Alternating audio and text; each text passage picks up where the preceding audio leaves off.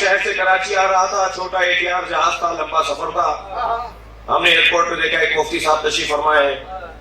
بڑے بڑھ کر ہم نے ان سے انہیں سلام کیا، اس لیے کہ ہم رحمت للعالمین اور اہل بیت کے گھرانے کے عکاس اور نمائندے ہیں. اخلاقیات میں کمزوری رکھنا یہ شیعوں کی نشانی نہیں ہے. تہذیب اور اخلاقیات کی مثالیں قائم ہونی چاہیے.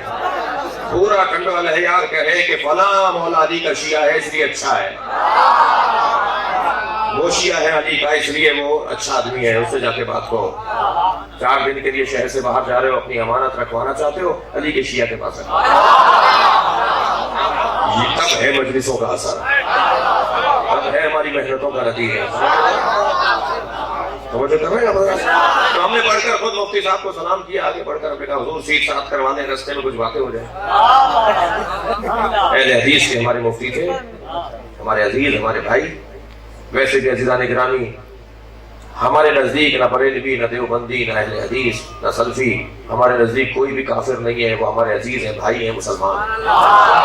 ہمارے کسی مفتی نے کسی کو کافر ہونے کا فتویٰ ہی نہیں دیا، اس لیے کہ کافر بنانا آسان ہے، مسلمان بنانا مشکل ہے. مشکل کام چھوڑ رہے ہو.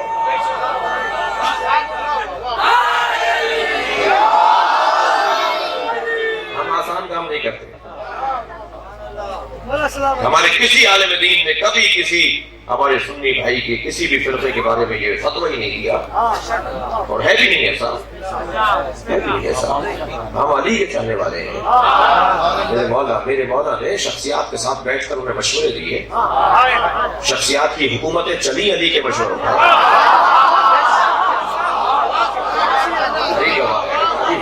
آپ پھٹ کریں جو پتھر کو نہیں سمجھا، تاریخ گواہ ہے.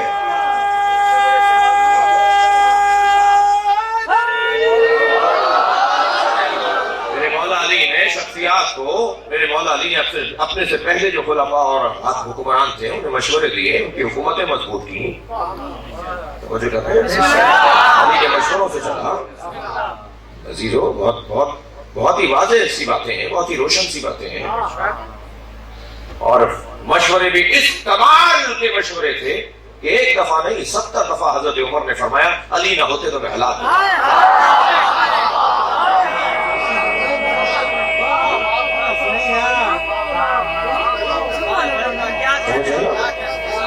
ان کے ساتھ ہیں.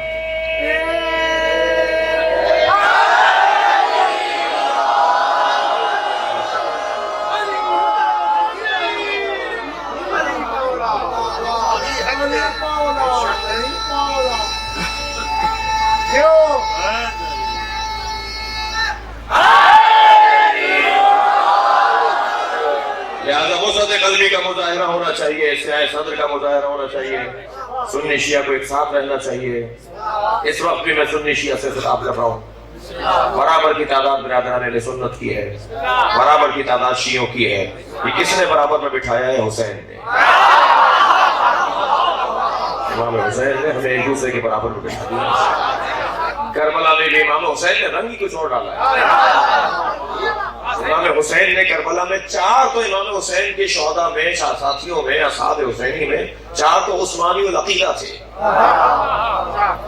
عثمانی العقیدہ آج آپ جنہیں سنی کہتے ہیں نا، اس زمانے میں عثمانی العقیدہ کہا جاتا تھا. نہیں، آپ تھوڑا سا یہ حلق سے اتراؤں گا،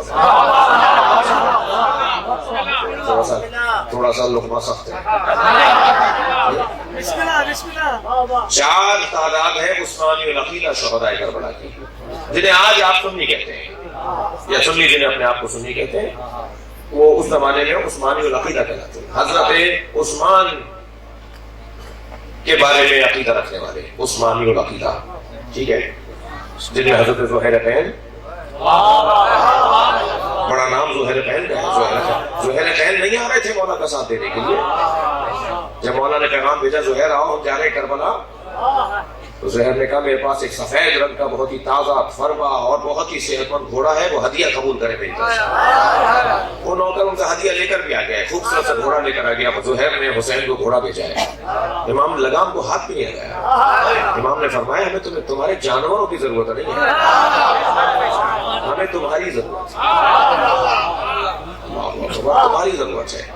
پھر زہیر نے آنے میں کوئی تکلف کیا تو پہلے تو حضرت عباس جاتے رہے اور شخصیات بلانے جاتی رہیں، تیسری مرتبہ خود حسین آ گئے۔ ان کا نوکر دوڑتا ہوا آیا کہ علی کا لال آ رہا ہے، فاطمہ زہرا کا بیٹا ہے۔ زہیر خین اپنے خیمے سے باہر نکل کر آئے، دونوں ایک تنہائی میں خیمے میں گئے اور تاریخ دانوں کا کہنا ہے کہ شاید چند لمحے ہی گزرے تھے کہ دونوں باہر آئے اور زہیر نے اپنی زوجہ سے کہا کہ میں تمہیں آزاد کرنا چاہتا ہوں، مجھے حسین نے 2 انگلیوں کے درمیان جنت دکھا دی۔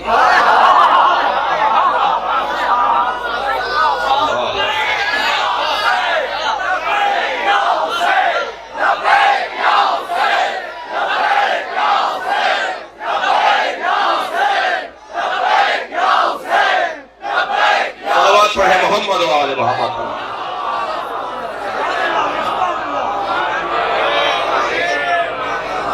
جناب زہیر خین ان میں سے ایک ہے۔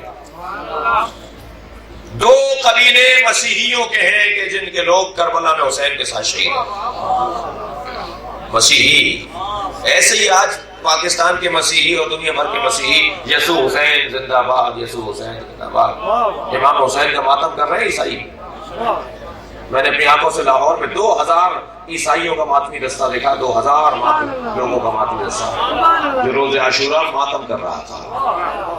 جی شیعہ امام حسین کی عزاداری کے مالک نہیں ہیں، شیعہ امام حسین کی عزاداری کے نوکر ہیں۔ نوکروں کو اپنی اوقات میں رہنا چاہیے، مالک کے مہمانوں کا خیال کرنا چاہیے۔ امام حسین 2 مسیحی ہیں جس میں جناب وہب قلبی، ایک نام وہب قلبی۔ جب وہب قلبی گئے نا لڑنے کے لیے تو شمر نے پوچھا کہ تم کون ہو، تمہیں پہچانا نہیں میں نے؟ تو انہوں نے جب اپنے والد کا اور دادا کا نام بتایا تو کہا تم تو عیسائی ہو، کیا حسین کے پاس کوئی مسلمان نہیں تھا جو بھیجتے؟ اسے کیا پتا حسین کیا کر رہے ہیں۔ اللہ صلوات پڑھیں عظمت حسین بن علی کا۔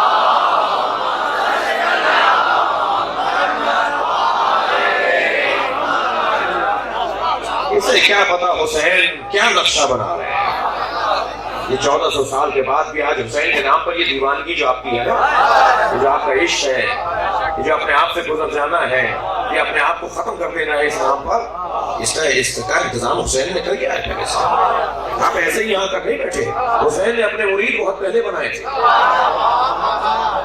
حسین ابن علی کا انداز ہی کچھ اور ہے۔ کہنے لگا حسین کے پاس کوئی مسلمان نہیں تھا جو مسیحی کو بھیجا ہے۔ اب جملہ سنیں تو حضرت وہب قلبی نے کہا کہ میں حسین پر فدا ہونے آیا ہوں۔ تو کہنے لگا جاؤ، ہم اہل کتاب سے جنگ نہیں کرتے۔ بھائی حسین یہی کہلوانا چاہتے تھے۔ تمہیں کیا پتا حسین کس کا نواسا ہے، کس حکیم امت کا، کس حکیم کائنات کا نواسا ہے۔ یہ تم سے تاریخ میں کہلوانا چاہتے تھے۔ کہ اللہ کا جاؤ، ہم اہل کتاب سے نہیں لڑتے، اہل کتاب سے نہیں لڑتے، جس کے گھر میں کتاب نازل ہوئی ہے اس سے لڑا جائے۔ جس گھر میں قرآن نازل ہوا ہے اس سے لڑنے آئے، اور انجیل جو لوگ پڑھتے ہیں وہ اہل کتاب ہیں، ان سے یہ نہیں لڑتے۔ حسین یہی کہلوانا چاہتے تھے، امام حسین یہی کہلوانا چاہتے تھے۔